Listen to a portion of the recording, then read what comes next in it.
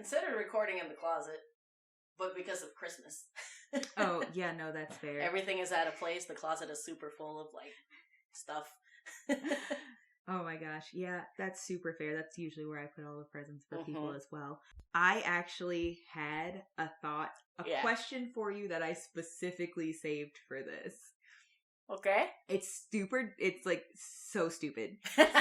So dumb. I'm ready. But I saw a meme that made me think of this question. Okay. If you were a plant, what kind of plant would you be? Oh my god. Oreo, no, this is so much pressure. Do you want to know why? I'm a druid. I have to... Okay, go. Here's the meme that made me think of this, because it feels like it makes no sense for me. But the meme was, I don't make characters in quotations. I break myself into pieces and then give the pieces names. And then the person who responded to that said, that's how succulents reproduce. So these characters are your children? That's what you're saying? I was like, oh, I guess I'm a succulent? I can't handle this, but I don't know. Venus flytrap? No, I'm kidding. That's actually fun. That's a fun one. I don't think I'm that, though. Can I tell you honestly, the reason I really wanted to ask that question is because I thought the succulent thing was very funny, but then I was like, unless there's a kind of a prickly succulent, I don't think I'm a succulent. Because I feel like in real life, I'm probably more of a cactus. Not in the sense of like, I myself am a prickly person. Because you're thirsty? Okay. Thank God I got married. But because like, I cactus in social situations. Like I would like people to stay at a distance so that I don't have to people a lot. I think that's your inside feelings, but like when I see you thrust into social situations, you know what? You're the cactus with the flower on top. Oh, yeah. There you go. The kind where people are like, I know this thing is like kind of painful to touch, but it's cute, so I will put it in my house. Yeah. And they got, those fuzzy cactus? Those are super cute. The hairy ones. I like those. I could not tell you. I feel really basic to owning up that I love cherry blossoms, but I do. But I don't think that's me either. I think if I picked a flower I want to be, or like a plant I would want to be, it would be something like kind of weird. Like there's two specific, these are my favorite plants, by the way. Don't ask me why. Well, daisy, just because that's my favorite flower. They're very cute. Yes. Very simple, timeless, I feel. Yeah. And they come in a lot of different colors, so like whatever your vibe is, you can find a daisy for it. Morgan Freeman was in that movie with the Driving Miss.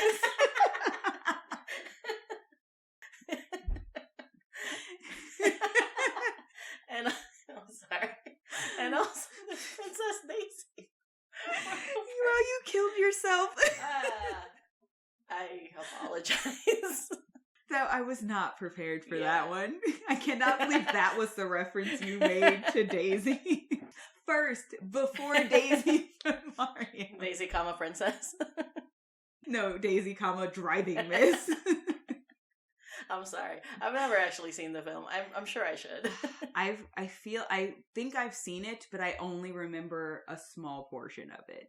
It is a lot to get through. I feel it's not like intense or anything. It's just like she's so crotchety.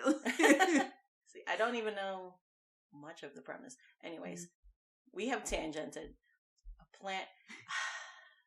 I don't know. Maybe like a shrub.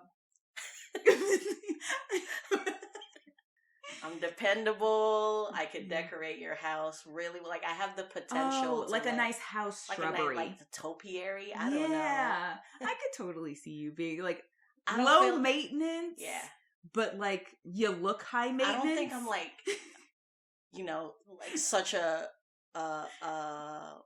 star, like such a center of attention that I'm like this gorgeous flower. But I also don't think I'm like a thick, withstands literally all the seasons type of tree. I don't know. I think I'm just like a nice house. I think I'm a good shrub. Which is that not saying a lot for myself? No, I get it. Like, cause like there is.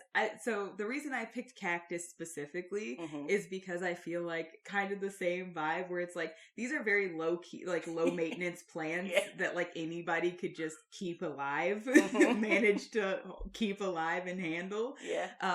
And then like For you, it's like you dress up nice, you know? Like you can make a topiary or a shrub look crazy cool and fun. I think we're tapping into like the potential of a shrub. But like if you don't, like also this is just like a solid house plant to keep. And then a cactus is like for the people, the very quirky people who either are just like, I like the offbeat plant, or like I can't keep like the regular plants alive, so I need like a very low maintenance in the corner quiet plant. Yeah. I think we made a good inside and outside of a house though. Yeah, oh yeah. Like and you know, there's like bushes that are like, you know, 2 weeks out of the year, they blossom like really pretty. That's all you get. But people love those plants. Yes. You know what? I'm proud of being a shrub. I am a gorgeous, solid shrub. And I'm just a low-key, quiet in the corner cactus, you know? I know my job, and I do it well. That was very thought-provoking. Thank you. But also, I'm sweating because I'm the resident druid, and you're like, pick a plant. One plant. One plant. That you embody. One. I am sorry. I truly just found the idea of like, you make characters like succulents reproduce a very funny idea. And I was like, I love that, but I'm not a succulent. Like, I'm absolutely not. Oh, you don't thrive on neglect? Actually.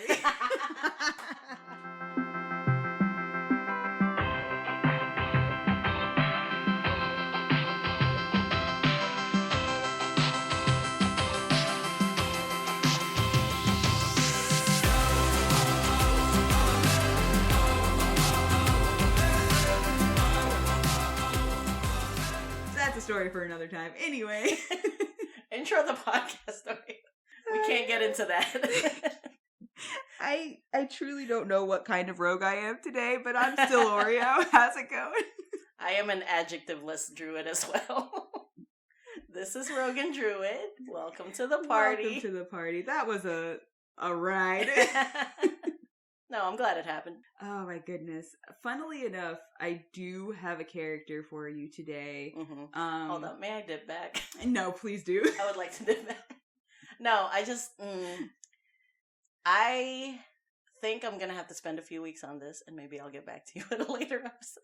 That's fair. Okay. I set a reminder for like 3 months from now. I accept this. I don't know a ton about, to round back to my last statement or like a willow tree. Oh, those are fun. I enjoy them. Yeah. They're very relaxing to me. I also love a maple tree, though. You get syrup. It's Canada. It's a solid tree. And their leaves are really pretty. Yeah. Well, anyway. Go back. I guess the real question is this a house plant or is this an out in the wild plant? Yeah, like that answer there's has so to many change. plants. It has to change. Or I could just say potato. Potatoes are very solid plants. Which is also a plant. Well, no, actually, it's a root. Shoot. Yeah, but I will allow a root. I could say to like exist. tomato. You know, we could have delved into food. We could have, but we didn't. It was too broad. Yeah, it was too broad. I need time. We need to sing. I'll tell you what. We will jump back to this at a later date. Our specifications are pick an out in the wild plant, non-edible. Okay. You can also pick an edible plant if you need a top 3. And then pick a house plant. Oh, okay, fun. Yeah. Okay. Oh, what now? Me? No. You don't have to pick it right now. Okay. I'm just saying when we jump back. Okay, to y'all this, do it. Those are our 3. Those are our 3 types of plants. Yes. Get in the comments. Let us know. What kind of plant would you be? What's your plant astrology? You can pick all 3. Give me your plant rising. Yeah. Your moon plant. I don't know astrology enough to keep making this joke. I think we just trail off here. Yep, I'm done. Anyway, I do have a character. She's not plant-based. How could you do this? I thought would this not have served better when you were actually going to give me a druid or a ranger? I really wanted to ask this question. Is the thing. To be fair, the character I'm giving you did start their life in a forest, so I do think it's still solidly tracks. We have a drop of being on topic. Listen, that's not the point here. The point is, okay. What was I even gonna say? I don't remember. a character. I do have a character. Welcome back. A character. Hello. Hi. We're back to our regularly scheduled program. We super are back to our regularly scheduled program. I'm so sorry. I did not have enough astrology information to keep that joke alive. However, it's dead. Just leave it in the dust. It did occur to me that, like, literally, I'm pretty sure you do have, like, a birth plant as well. So I could have just gone down that route. Is this real? Yeah. Huh. Like, you know, you like have, like, you get a gemstone and everything? Yeah, a gemstone. You get, like, a plant. We're going to have to Google it. Yeah. All right. Let's try to remember and make it our outro. Fingers crossed. Good luck. Anyway. It's December. We're here with a fresh batch. We are. Do go on. All right. So, the character I have for you today, I have played in a one-shot, at least. Okay. Was I there? With you. Oh. And Barbarian Zap. I think he was a sorcerer. He was a sorcerer. His fire boy. Is this Dani? This is! Yo! So, my goal for this month, this is what I was going to say, now I remember it, is I realized that we've gone 2 months. I have not given you a single rogue, a single druid. This is misleading the podcast. It truly is. So I was like, Christmas present, I am going to give us a rogue and a druid this month. So you will get a druid later. We're hitting it off with the rogue. Because it's rogue and druid, so we gotta do rogue first, then we'll do druid. I only remember her name is Dani because I remember using my Goliath voice to say Dani. Ah, yes. I don't remember much beyond that, which probably serves us well. No, it's good. I there was not a lot of backstory. I could obviously give this character in a one shot, but this is a character that I would really love to play in an actual campaign because she does have a very interesting backstory. I think it would be hilarious to see other characters react with this situation. Okay. But the other thing is, I do also want to say, I'm also giving them a paladin this month because you keep shitting on paladins. Whoa, that was pointed. This whole podcast, we are united front Oreo. We are united on paladins. They suck. I don't mean to, but apparently I don't know why. Everybody has that one class that they love to hate on. I will admit, it does sound like I've been shitting on paladins a lot. I don't know why.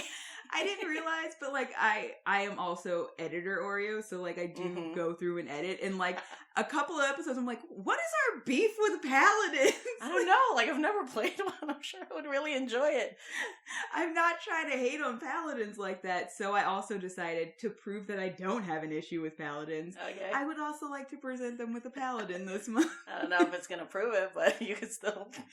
I do like the character, but I will say yes, for, like, the beginning of my entire D&D lifespan, I truly could not suss a paladin out to save my life. I was like, I don't get it. And then I did, and now I'm like, I would like to have on record, I don't dislike paladin as a class. It is actually a lot of fun. We'll continue to gush on it like 2 weeks from now, but no, they're good. They can be tanks, they can be healers, they can be support, whatever. Like, they're very good. I don't know why. I don't know why we created I think such so beef. low off of them. But more on that in a couple of weeks, guys. I promise I'll give you one. But we gotta start with the rogue. This character's full name is Vadania. Like the onion. The Vadali. Yeah. Yep, like the onion. Those Vadania onions. Vadania Holimion, because that's an elf of a last name. Yeah, you're gonna have to send me that. Yep. In a message. Nicknamed. Actually, she did not give herself this nickname. This just happened upon her. Okay. I'm pretty sure this was your doing. Was Dani. Yeah! You know what? That's also probably why I remember it. As I mentioned, she is a high elf, specifically modeled after the sun high elves. And that actually does have a little bit to do with, like, the background that they are given in the player's handbook. Yeah. And also the physical features that they're given in the player's handbook. She is a rogue. obviously level 1 right now, but the goal is to be a scout rogue. Ooh, love a scout rogue. Yes. And she is very... so she's going to be very interesting. I'm going to apologize now because you're going to have some work to do on this face. You know what? I've noticed someone should make a drinking game out of like every time we apologize on this one. Because we do a lot. But I'm apologizing. Because we're aware of like ourselves. I am apologizing to you because this was the rogue I really, really wanted to give people first. But I did model her and her society after like Dragon Age elves. So like she does have Vitasol, the like what do they? I think it is called Vitasol Solace or something like that. Those facial tattoos that a lot of them do. The Dalish elves do. Right. And that's why I'm apologizing for this face. Oh, you're good, girl. Try this out, probably. We'll see. But you always ask about like tattoos and stuff like that, so I had to let you know right from the jump. You're gonna get some tattoos today. Yeah. Let's go. I love the Dalish elves. Yes. So because she's a rogue and a scout specifically, the two big things obviously are going to be Dex and Wiz, because you want that good perception as well.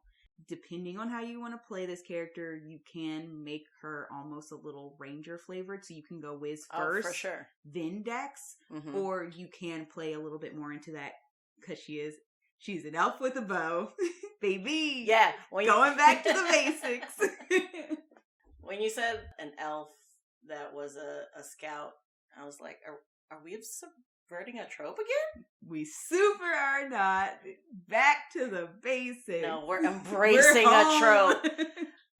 It feels good to be home. Yeah, I rolled deep right back home to my original. This is comfortable. I'm just gonna copy and paste. Elf with bow. Just like take like a Dragon Age character's face and pop it on an elf with bow. And then just stick figure of like a bow. Oh my god. Oh my god. That would be hilarious. If I do not get that image first, I'm gonna be sorely disappointed. Yeah. Hold on, let me write that down. Bad Photoshop. You know what? I don't think this might be way off base, but you know what we've hated on more than paladins, and the audience has like, oh, sorry, I'm so sorry, party. Oh, the party has not been explained why we keep saying fucking Andy Warhol. I just wanted to point out that like we haven't said why. I don't think we should. Fucking Andy Warhol. You know what? Maybe in a bonus episode somewhere far down the line, or like if somebody asks in like a Q&A episode, we will finally give an answer. But I'm not going to give one until then. And I'm just like, if anybody has noticed I've been shitting on paladins, I just want to point out we've been shitting on Andy Warhol more. I truly hate Andy Warhol more. Back to Dani. Yes, so I did mention, because I had to bring it up, she does carry a short bow. She does also carry a short sword. And then short everything. Because you do get like an extra secondary kind of melee weapon or whatever. Yeah. I just gave her like a dagger, which would be more utility than weapon, honestly. I mean, it's a rogue. So. Yeah. But also everything's a weapon, so we'll see how that goes. Damn, this does feel like home. Yeah, man. Bows and daggers. So I'm okay. Let me give you the description because I just forewarned you about that that tattoo. But so she is going to be brown with wild curly but like shortish black hair. Yes, I know. Have fun with that. And she does usually wear it down. She does have like one or two little like aesthetic braids, but it's mostly just kind of like wild and curly. She'll put it up when she has to like go to work, but usually if she's just like hanging, it's just out. It's just out and about. It's already so much. Is that brown hair? Black. Black hair. Black hair. Brown skin. Gotcha. She also has golden eyes. And obviously she's an elf, so those are one skin. I liked this aesthetically for her. And then I know I gave you a character last time with Golden Eyes as well. Here's the funny thing. They're the only 2 characters I've ever given Golden Eyes. Because I'm actually not a huge fan of them. I feel like most people go for gold if they have the chance to. And I'm just like, I don't care that much. My first drew. Yeah. It just looks so good with black hair and brown skin. I don't know. See, and that's why this happened. But so I gave Sapphire the Golden Eyes because the stark contrast of that gold against the skin color that she had and the hair color that she had. But like this is more just like it blends. Yes. It just looks just like pops sits in a different way. School. Yeah. Like it's the exact opposite kind of pop where it just like melds so nicely versus just like the stark contrast pop of a Golden Eye. And that's why both of them have those for the exact opposite reason. I'm going to tell you, these past 3 minutes, I've been looking for that James Bond GoldenEye joke, and I couldn't get it, man. I'm sorry. I am sorry for you. But shout out to any party members that play GoldenEye, original N64. It gives me a headache now, but that was my childhood. I feel that. I feel like I am not keeping you on topic. No, but this is how we roll. I apologize. Which is another shot if anyone's playing that game. Oh, we're killing people today. Well, it's a rogue. This is fitting. Let's do this. Take the shots. All right, we got the skin, we got the hair, we have the eyes. Yes. Face markings. She is... So, I will definitely send you, because I did actually look into what the different meanings of the Vidasalas for the Dragon Age characters, because it'll match a lot with her backstory, which we'll get into in just a hot second, but also because I had a very specific visual image of it. So, shout out to Dragon Age. I love it so much. Oh god, it's so good. But I could the second I thought of this character and this backstory, I immediately was like, oh, but what if I did this thing also with these Dragon Age tattoos? And they're so pretty, and they're so, if you've not played, if you don't care about RPGs like that, don't worry about playing it, because it is super RPG. It's one of my favorite game series. But just look at that artwork on those facial tattoos, because they're good. They're so I feel good. Like Dragon Age was the first game where I just fell in love with like the aspect of like making a lore for a game, because it's just so in depth and when I was looking up, just because I liked the visual of those facial tattoos, I realized that, like, no, each of these means something for a specific elven god, and then each thing, because of who the god is, they kind of correlate to something else about that particular and I was just like, ooh, so depth. Yes, I love it. She is about 250 years old for an elf, that means slightly more into adulthood than like the very early, because 200 about adulthood, so 250 is like still early 20s-ish basically in human terms, but a little bit farther in, maybe like 25-ish. She's 5'4" and 115 pounds, so pretty, very athletically built. Yes. There was a time. There continues to be a time where I want to be 5'4". There continues to be a time where I remember being 115. Go on. Anyway. So, she is, I already mentioned, going to be obviously Dex and Wiz high. Yeah. Honestly, strength low. Intelligence, charisma, con, middling. Honestly, it does not matter which one you put lower or higher. That will depend entirely on how you decide to move this player's actual personality around.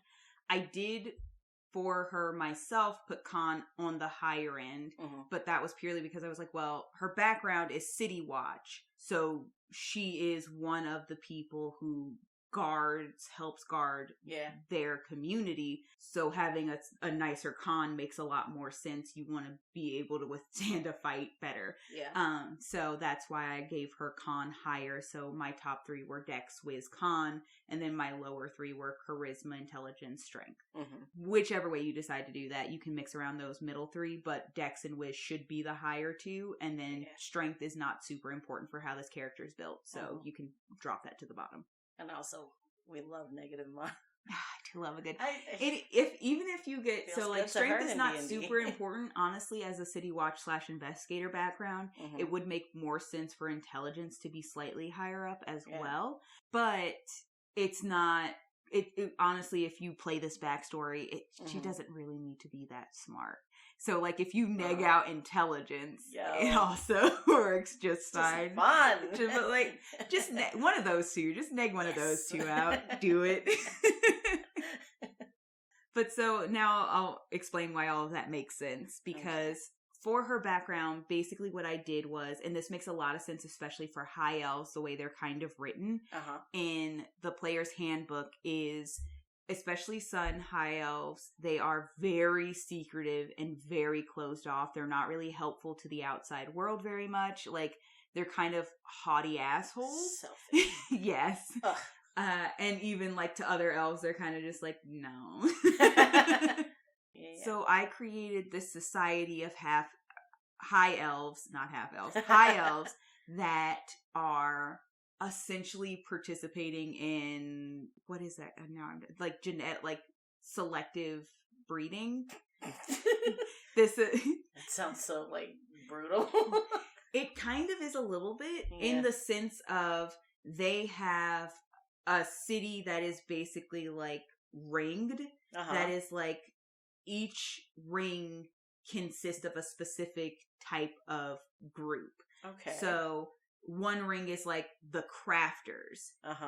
And they've basically been hierarching themselves to like make the best relationship matches to make, because you're really talented and you're really talented. If we had children together, theoretically the idea is they would also be very, very talented, so we could continue to make ourselves very high up in this part of the society. We don't bother with trying to partner with and breed with anybody from the other rings, because our job is crafting.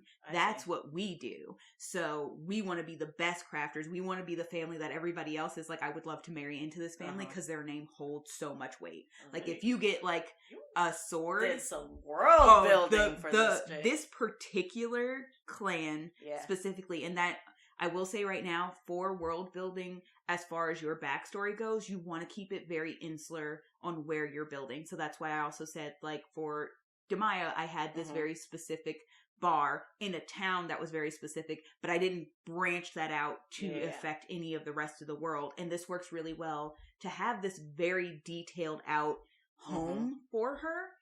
Especially as a high elf, because they're very insular. So they shouldn't affect literally anything else about the world. The rest of the world wouldn't even know how they interact with themselves. Just a dot. They would just be in the forest, hidden away, self-sufficient, not bothering anybody and not trying to be bothered by anybody. So this is a complex society that I've built, but it only is affected within itself, essentially. So, yes, this is a pretty... and I will also say this is a character that I did save for a little bit further in anyway, just because this is going to have to be a character and a background you present to a more experienced DM. Yeah.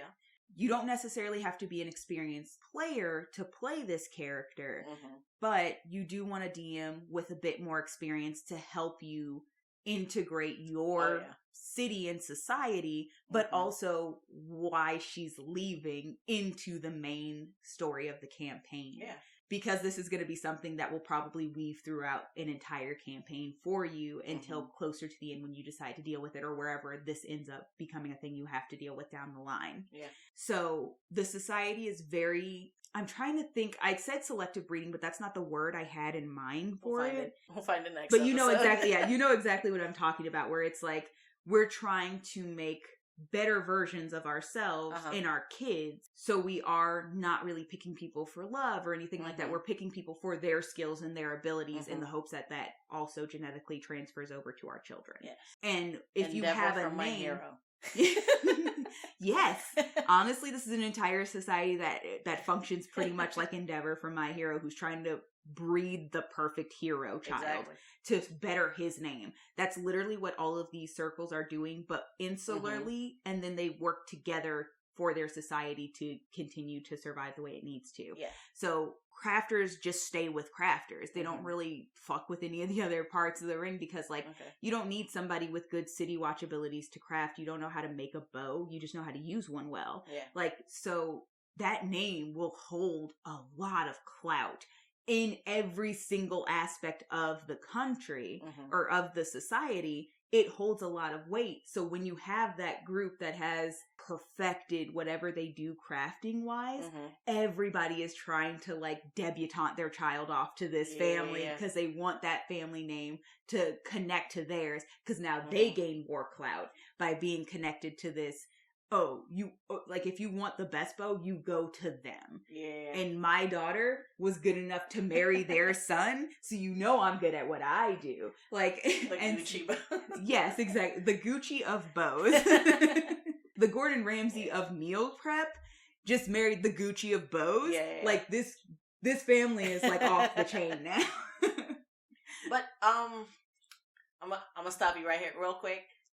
Kudos for this is our first character with like world building attached to it that's like so in depth. But also want to point out that like this, you keep saying society in a way that like it's scalable. Because like you're saying it could just be a dot on the world map, or this could be the entire world. Yes.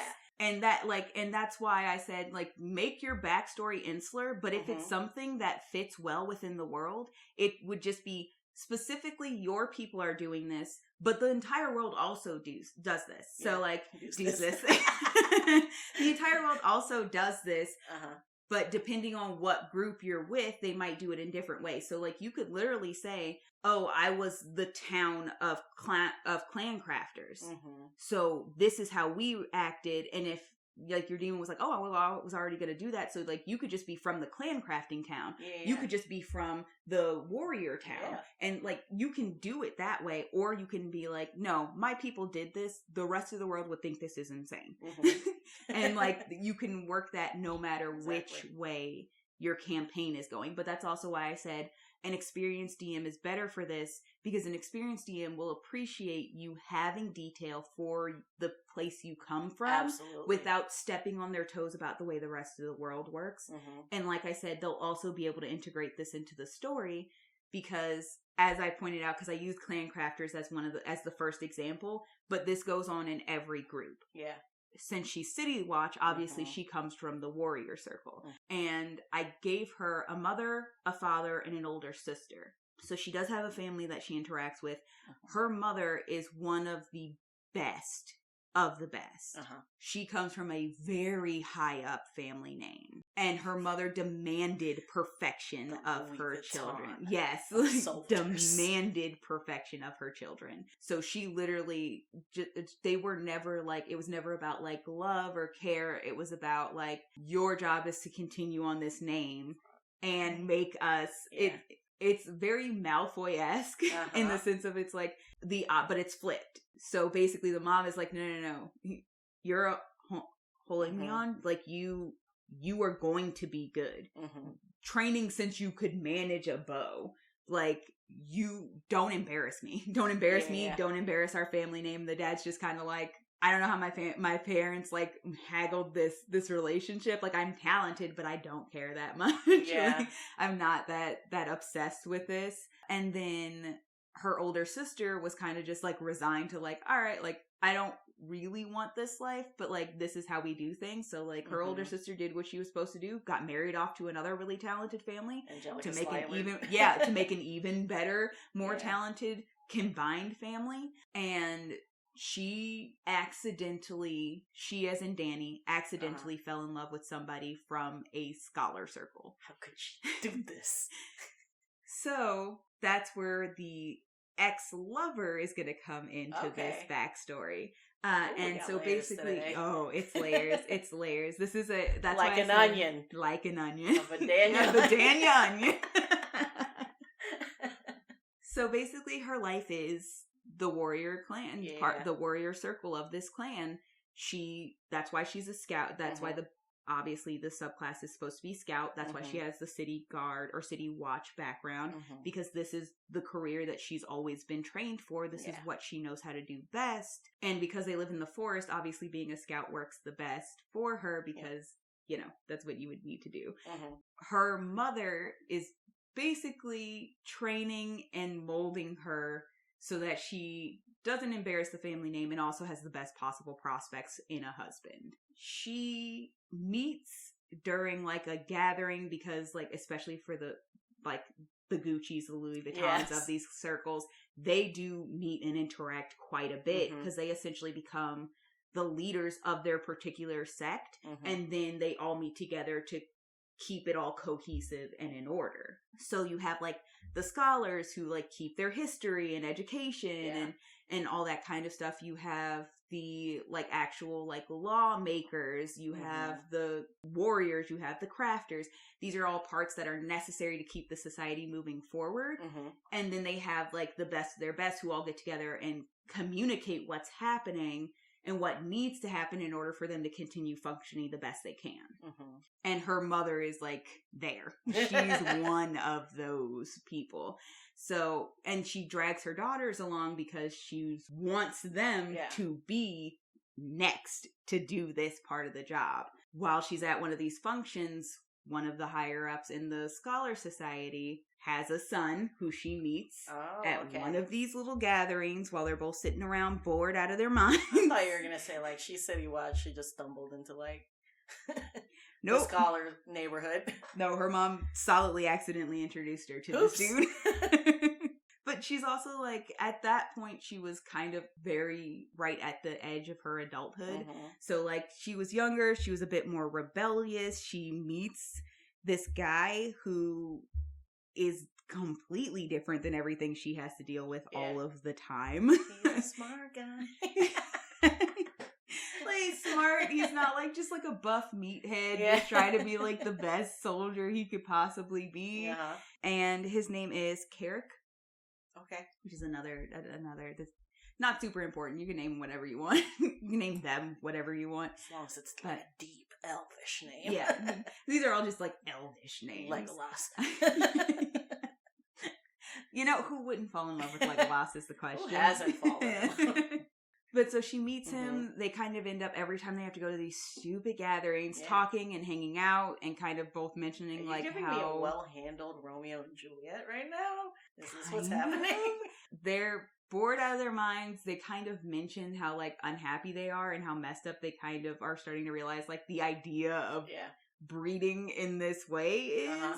And they start to develop feelings for each other because you can't actually stop yourself from feeling what you feel. Like, and that makes it more obvious how messed up this entire situation is.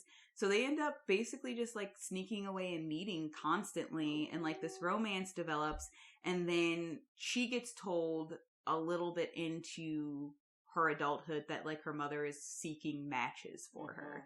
And she's like, oh no, I don't want to live like this anymore. Like I can't do this. And so her and Carrick start talking about in these meetings. She's like, my mom started mentioning like suitors and we're going to start doing suitor meetings. I don't know what I'm supposed to do. And he's like, yeah, my dad also mentioned suitors. We're at that point apparently, and I don't know what to do either. So they're kind of going through the suitor thing, but they're also starting to plant the seed into each other's minds of like, what if we just like left? What if we just like ran away and didn't do this anymore and just saw what like the rest of the world does for once? And she's basically like, I go out into the forest all the time. I know how to forage for us. Like you're educated, so like you can help us like get by in the world. Like you actually have the books that like kind of explain a little bit of like what the outside world is about. So they start plotting and planning like this escape. I don't know where this is going yet, but also if you have a trusted like person, you guys could be these two characters. Yeah. if you wanted to, for this particular backstory, because I didn't have anybody else there, no, you're going to be alone. However, if you change up the backstory right now, if you want to change the timeline just a little bit, you could absolutely have somebody else play this other character and just fill in a little bit more information about their backstory. Yeah. And you guys could run off together. Even just like right here. Yep. There's a character for you. Immediately, like, cut everything I say after this and just change it a little bit. Yeah. Because basically it's going to play out the same no matter what. But you're going to slightly change everything that I'm about to say after this. And you could easily have somebody else play this other character and you guys could run off together and essentially be on the run. Because everything, not a lot has to change. Now I'm scared for what's coming next. Not a lot has to change for that to happen. But for this particular backstory, that's not how it goes down. Do I only get like one lighthearted character like per season? Probably. Shit. Go on. So, her mom picks a suitor. Coco. Not long after that, basically he is the Coco of this situation. Not long after that, his dad picks a suitor as well. Yeah. And so, like, the different families in their different circles of this clan start planning these weddings, these giant wedding ceremonies or whatever, and prepare to announce officially the engagement. They plan to run away the night the engagements are supposed to be announced. So, like, she packs a bag. She plans to leave. She's kind of had a couple of conversations with her sister because she's the only one she really trusts. And, like, her sister is like, I can't do what you're doing, but, like, I think you're so brave for actually, like, going it alone out there where we have no idea what it's like out there. I wish you luck, but also I'm not going with you. You know, like, it's one of those things where it's like when you're so ingrained into a society, you just kind of accept the way it works, even if you're not truly happy with it, everything about it. And her sister's at that point, like, she's already, like, gotten married. They're trying for children. Like, she's settled. Like, she's not going to leave this at this point. As unhappy as Dani is. Yes. And she didn't find anybody else, like, to push her towards that bigger desire for something different. Yeah. Like Dani did. But Dani also starts to realize the closer the date comes that it seems like Carrick is having more and more fear about leaving.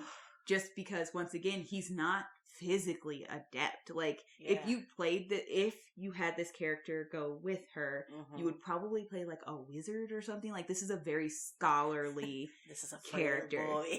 He is not strong. He is not, like, he honestly does not know a lot about, like, survival, except maybe in theory. But, like, in actual practice, no, he doesn't have that. Like, he is very, like, book smart, not particularly streetwise at all. So what that means is the day comes, she goes to meet him, he shows up and tells her he's not going with her. Garrett. I thought he was going to die. No. But no. Nope. Still devastated. Chickens out. He tells her he can't do it. He can't leave. It's all he knows. He doesn't think he'll survive out there. And it's essentially she that's what happened. She basically just, like, he breaks her heart and she says, if you're willing to stay here and like live this life that you know you hate instead of taking a chance, then you didn't love me as much as I thought you did and you're a coward. And she leaves anyway. You can still play Carrick even with this though.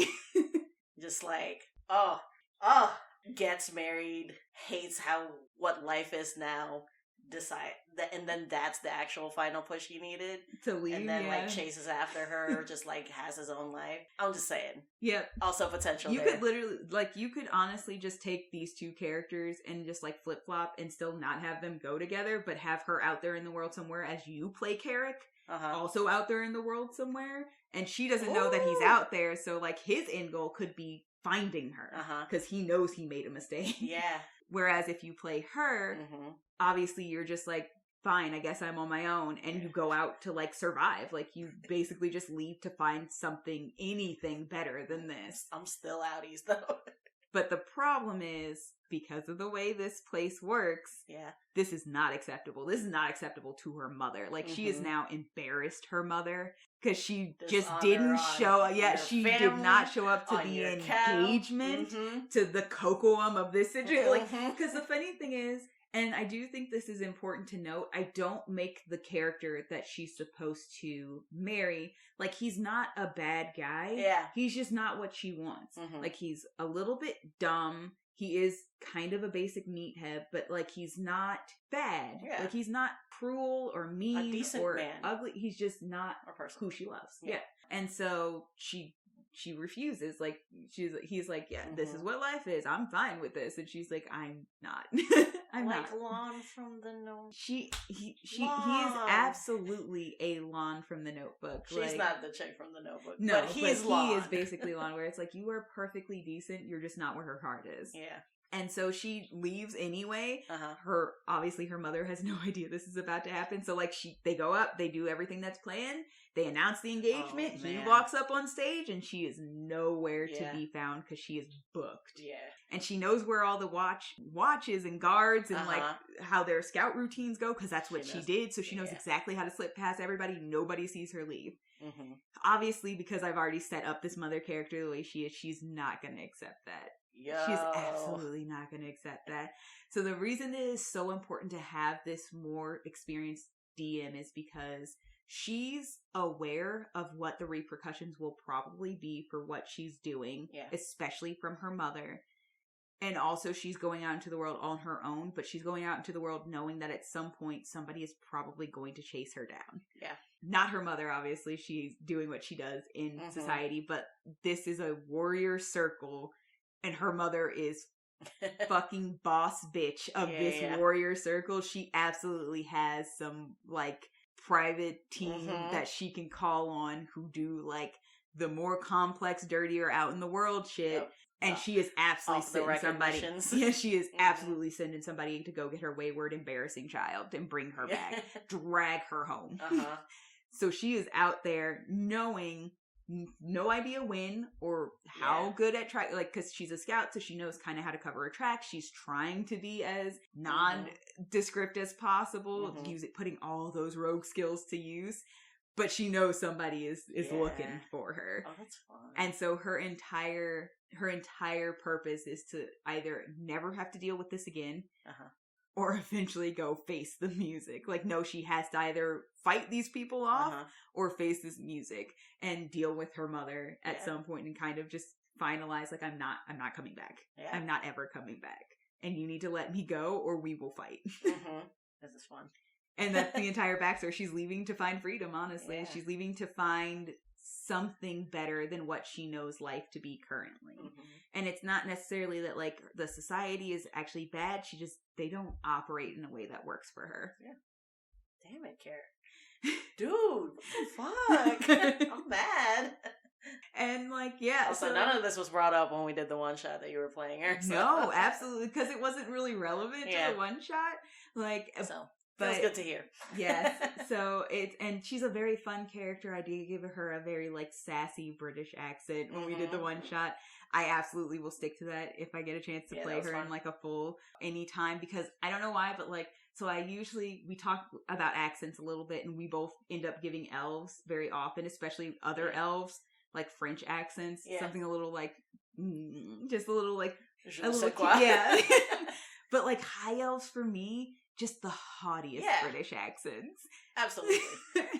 And it's because the way high elves are talked about that it's just like, oh, it's just so nose in the air British, which is fun for her because she's not, like, she has the accent to, like, just, like, take you down a couple of pegs, but she's honestly enjoying, like, not having to be this, like, ooh, look at me, I'm so much better than everybody. Like, she's just like, shit, I had basic ass ale in a pub the other night. This shit is fun. I also like the idea of, like, just a base amount of haughtiness where she's like, to her it's like modest and whatever and humble and whatever, but, like, being in the society that you grew up, you were instilled with this, like, amount of it's just like a flavor, just like a sprinkling, a seasoning of haughtiness you can't ever get rid of. Because you didn't know any different. Yeah. But, the backstory has, like, so many points where you could just, like, branch off and go from here. And you gave me a 2-for-1 and a whole, like, setting? Yes. Dude. I see how it is. Favoritism with the rogue. It's fine. Truly one of my favorite characters. She was I think actually the first rogue I made after Amma. Mm-hmm. Which surprisingly was a bit after I made Amma. Like I think somebody else was playing a rogue and I was like, fuck, I miss being a rogue. Yeah. And I don't remember exactly where the idea came from. I knew it was like a little Romeo and Juliet, mm-hmm. but also just like, but I don't want it to go, I don't really like the actual full story of Romeo and Juliet. I do obviously like a little bit of a star-crossed lover vibe, but like the whole like, let's kill ourselves to be together is like dumb to me. I'm sorry, I can't vibe it. So I was like, well, how do I make this work and not do that? All mm-hmm. that extra like teenage woe is me bullshit mm-hmm. that happens in Romeo and Juliet. But also, like, because I wasn't planning on playing her with somebody else, I was like, well, the person she loves cannot be with her when this happens. So do I want them dead or do I want them alive? And the repercussions of, like, maybe having to see them again at some point, also a possibility.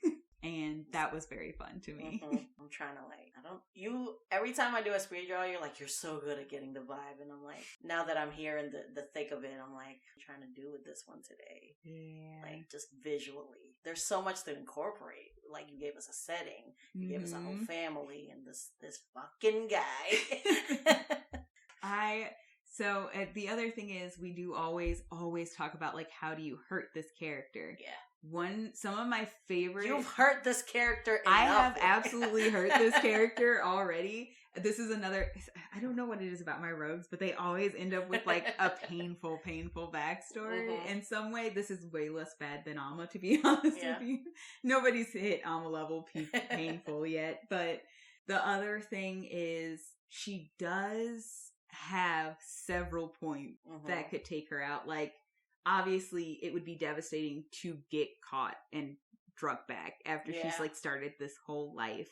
And just having to deal with, like, what she does as she's trying to escape these captors who are dragging her back to this life she doesn't want, or does not manage to escape and has to deal with being drugged back into this life, which... Side note, also would be a very, very fun side quest for the rest of the party if it's just like rescue mission. Nobody like roll a perception for whoever's on watch, and nobody catches that these people just dragged your friend out, and now they're like, elite, though. Shit, we gotta go get her back before they make her marry this dude. Like seeing him again, seeing Carrick again. If you don't have Carrick. End up being a character that you play or send out into the world to also possibly look for her, and having him like have gone through with the wedding and just being married to this other person, having to come back because something happens, like she gets a letter, which is essentially like, oh, well, your father's fallen ill or something's wrong with your sister or something like that. Like these people that she does have this very deep relationship with, and realizing like, now I don't have a choice. I have to go back regardless. Could be a trap. Could be a trap, could be the real thing, who knows? Maybe her sister broke and sold her out. And so they use her. The possibilities. There are so many branches to this backstory. It is one of my most in-depth backstories that I've created. And that's why I do keep emphasizing, like, because you can have a really good backstory. If your DM doesn't know how to really incorporate that, you're gonna find some disappointment in the way that, like, because you have this idea, you have this, like, rich past that you've created for your character, and if your DM's kind of just like, I don't know what I'm supposed to do with this, I don't know, I'm not at a level where I can do anything with this yet, then you end up, like, with a backstory that basically goes to waste for a character, and especially for me, I'm the type of person who can't always, like, be like, oh, I'm just gonna toss this character in a different campaign and, like, use them again and, like, give them an entirely different, like, especially if, like, the campaign gets to completion and you have, like, a full arc and you're basically at the end. It feels weird to be like, we're gonna start from square one again and see what happens this time. Story is such a big part for me that it almost feels like cheating. And this is why session 0 is so important. Absolutely. This is a prime example of needing to discuss, needing to discuss with your DM your backstory. Sure. And I also emphasize heavily, do not force this upon the rest of the world. This is a very insular idea that I created for a very specific clan of high elves for the exact reason that if this does not work with the rest of the world your DM presents you or has created, if it's a homebrew, don't force that into the rest of the world. Yeah. It's complex enough that it could fit into the rest of the world if that works well.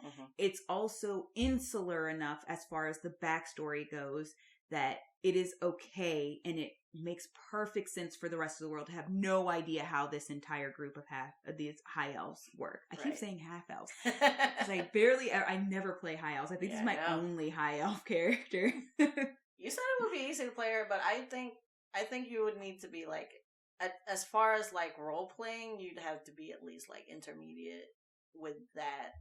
Yeah, because there's so much you have to deal with. Like we said, like if she ever gets word, she would have to process like whether or not it's a trap, or like, you know, if she ever comes face to face with her mom again, like that's gonna be like a really hard thing to like. Yeah, that's true. So I think if you're a beginner and you really like the character and you still want to play the character, it is very easy to honestly just say like, this is what the backstory was, but like I'm not so fussed that we have to include like a lot of this extra detail. And like it's a rich backstory, but you can easily simplify this to just like, she was in love with somebody who she wasn't supposed to be in love with. Her parents had an arranged marriage. Just like have a group that has an arranged marriage system. She fell in love with somebody who wasn't her betrothed, essentially, and she ran off. Yeah. And then you can cut a lot of like the meat and potatoes of that and just have like a very simple, easier to work with. Yes. I was going to say broth, but side salad is great. Where like you do have like the hurt of the person that you did fall in love with not being willing to like leave. Also, you do have the betrothed that you kind of ditched out on, and you do have the disappointed parent, but a lot of that more like complex integrated bits you can size away and still have the core of that story. But if you want to play that story with that depth that was created, you absolutely should be, you're correct, an intermediate player, because there is going to be a bit more of a complex role play scenario that you'll need to be prepared really to go into. Especially like if you do meet the mother, that is a complex role play of like, you're my parent, but you also weren't a parent. And like playing that off and not just like having like just a fucking shit fest go down, like having that interaction does require a little bit more finesse that you'll probably get better with in either intermediate or experienced. The first time she sees a mom like momming proficiently. Yes. Those little nuances you can solidly like I said, as a beginner player, if you just like cut it down to just like the bare essence of it, you can do that without worrying about like failing the more complex elements of the character. But intermediate advanced characters can absolutely do this and kind of play every moment along the way of how different it is for like, no, like regular society is just like you meet, you fall in love, you want to get married and have children, and that's the way it always works for people. Like it's nothing like what you think it is. That kind of thing. Yeah, so this is definitely like, you would use this in like a grittier, more like darker or lower tone campaign. But while you were saying earlier, like you could just snip away some of the meat and not the meat and the potatoes. This is the best part. But you could get rid of that, and you could still like put this into a more lighthearted campaign for sure. But this is ideally more in like that. Yeah, let's wrestle with some internal conflict and stuff type gameplay. She absolutely is. She is.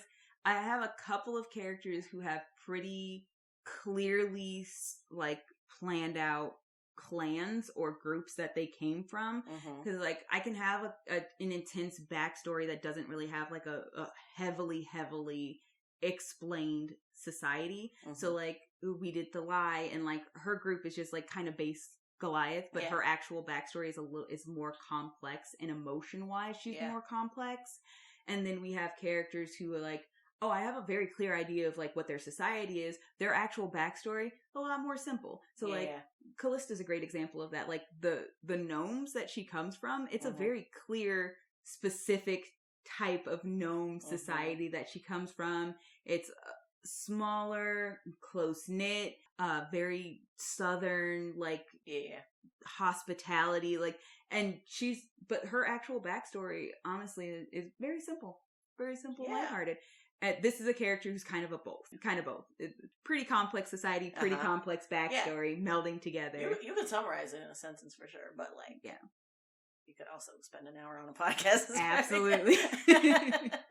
And so the funniest thing about that is I did very specifically pick that Dragon Age, Elvish, Dalish Elf markings, and the fact that they have different ones specifically, that it plays very specifically into this idea of this, like, you have specific groups who do specific things. Those markings denote you as part of a specific group circle. Okay. So for, like, the crafters, I picked one of the ones that was, like, the crafting god for, like, the Dalish elves. And for the, like, warriors, they have a very specific...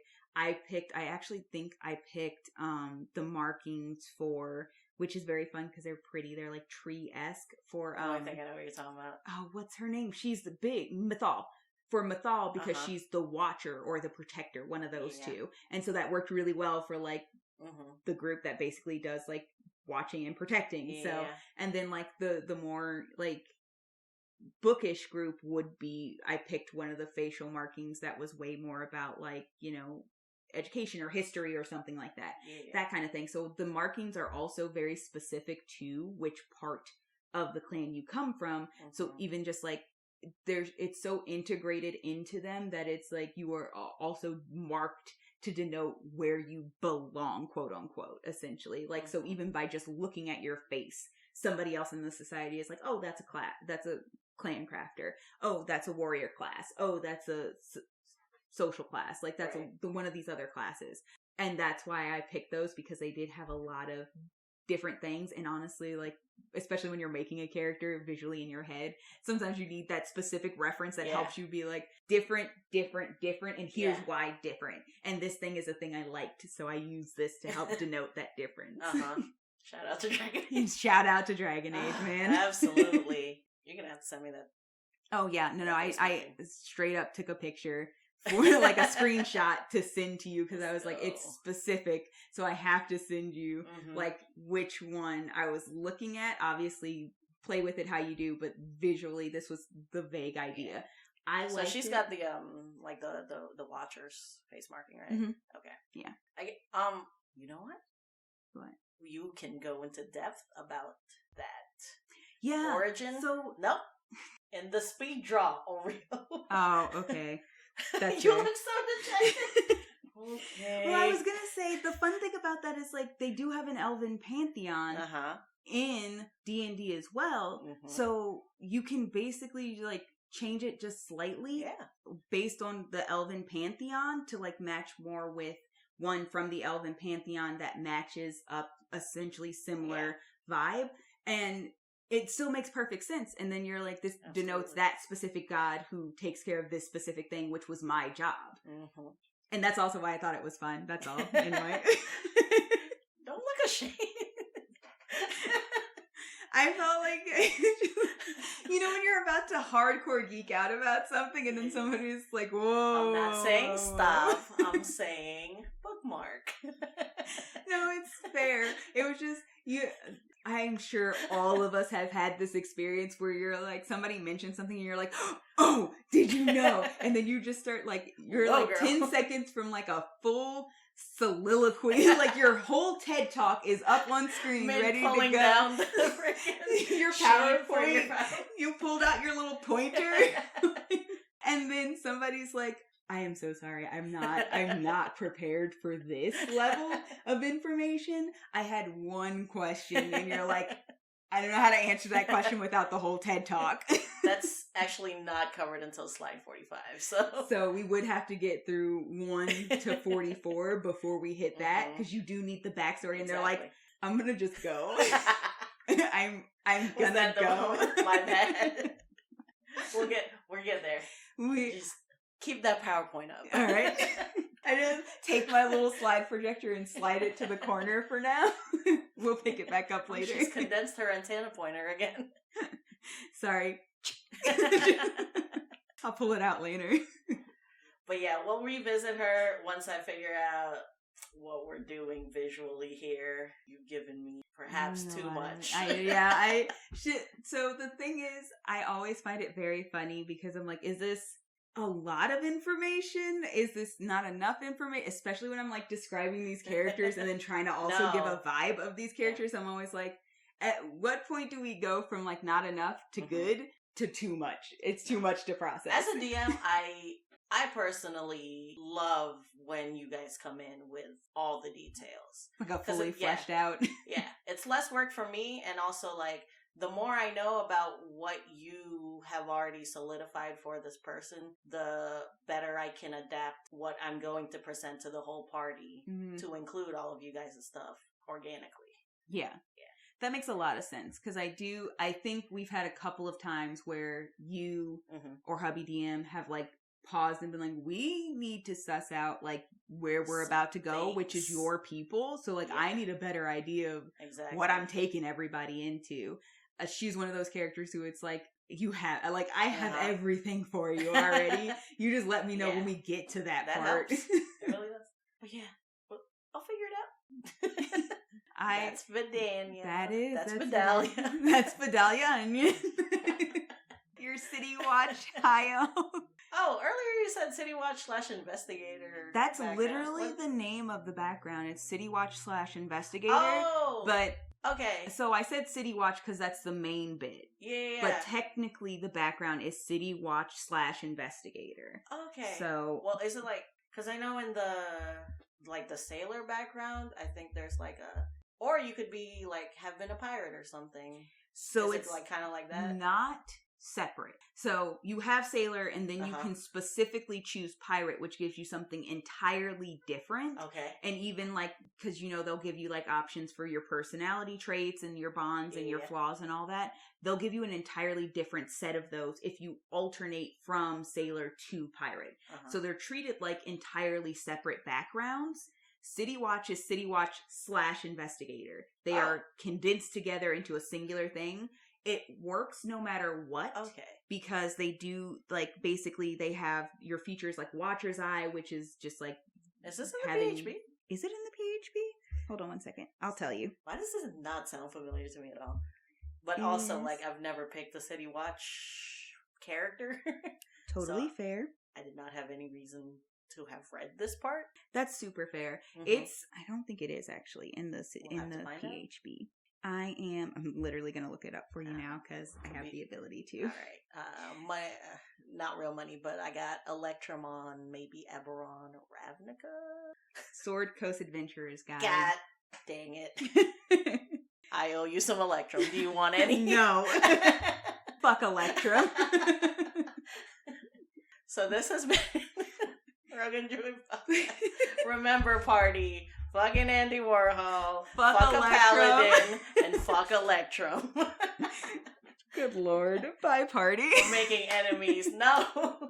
Party. Don't go yet. No. Please leave us a review. Please leave us a like. Please follow us on Instagram at Rogan Druid. We also have a YouTube. We have links Oreo's dying over there. She's trying, but she's dying. I can't function. We have a link right here in the pod description for our YouTube. It's also on our Instagram bio. We are learning how all the social medias work. Except Twitter. We didn't. No, I don't know if we'll ever touch Twitter. I'm scared. I too am scared. I would rather break into TikTok before we get into Twitter. I could accept that. Yeah, because it's like, we I could just watch puppy videos on on TikTok. It is on the record. We are scared of Twitter. Try to convince us otherwise if you want us on there. But yeah, give us a follow, give us a rating, give us a review. Oreo's alive again. I'm alive again. She has cast Revivify on herself. She dipped into cleric for 2 seconds. Not all a thing a rogue could do, but I figured it out. She did the anti-rogue thing, which was healing. Yeah. And I'm calling it. We are out. Yeah, fuck Electrum. I think that's the moral of the story today. Fuck Electrum. I wouldn't be upset if that's always our sign off. Bye, party. Fuck Electrum.